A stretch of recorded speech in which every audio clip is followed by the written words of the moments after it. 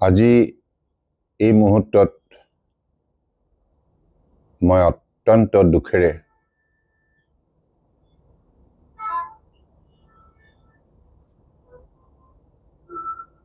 মানে আমাৰ অসমীয়া জাতীয় জীৱনৰ মৰমৰ শিল্পীগৰাকী নাই এই কথা ভাবিবই পৰা নাই। কাৰণ যিগৰাকী জুবিন গাৰ্গ অসমৰ প্ৰতিগৰাকী মানুহৰ হৃদয়ত অৱস্থান কৰিছে, সকলো বয়সৰ লোকৰ মনত এটা স্থায়ী প্ৰভাৱ বিস্তাৰ কৰিছে আৰু একেবাৰে ঘৰুৱা শিল্পী, মৰমৰ শিল্পী হিচাপে জুবিন গাৰ্গক অসমীয়া জাতিয়ে অত্যন্ত আন্তৰিকতাৰে হৃদয়ত স্থান দিছে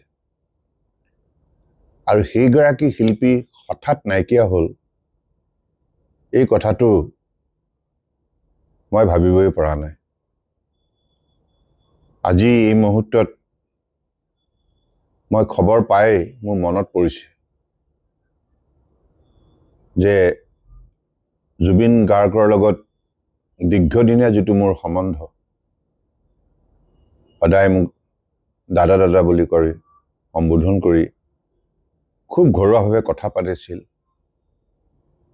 আৰু অত্যন্ত আন্তৰিকতাৰে কথা পাতিছিল, খুব স্পষ্টবাদী আছিল, নিৰ্ভীক আছিল, মনৰ কথাটো খোলাখুলিকে কৈ দিছিল আৰু সেইটোৱে আছিল জুবিন গাৰ্গৰ ব্যক্তিত্বৰ আটাইতকৈ শক্তিশালী দিশ।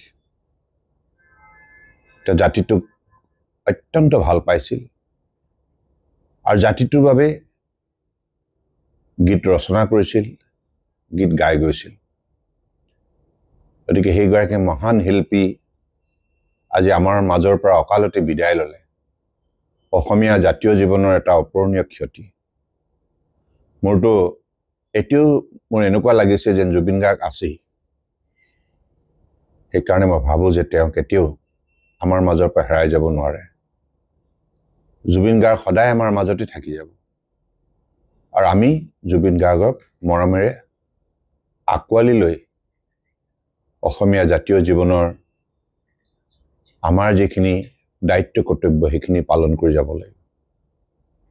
গতিকে আজি এই মুহূৰ্তত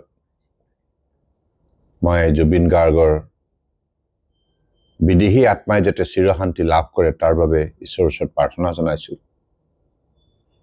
আৰু তেওঁৰ শোকসন্তপ্ত পৰিয়ালবৰ্গলৈ গভীৰ সমবেদনা জ্ঞাপন কৰিছোঁ। জুবিন গাৰ্গে কম বয়সতে কঠোৰ পৰিশ্ৰমৰ সাধনাৰে কেৱল অসমতেই নহয়, ভাৰতবৰ্ষতে নহয়, বিশ্বৰ সংগীত জগতত এটা সুকীয়া অধ্যায় সৃষ্টি কৰিবলৈ সক্ষম হৈছিল।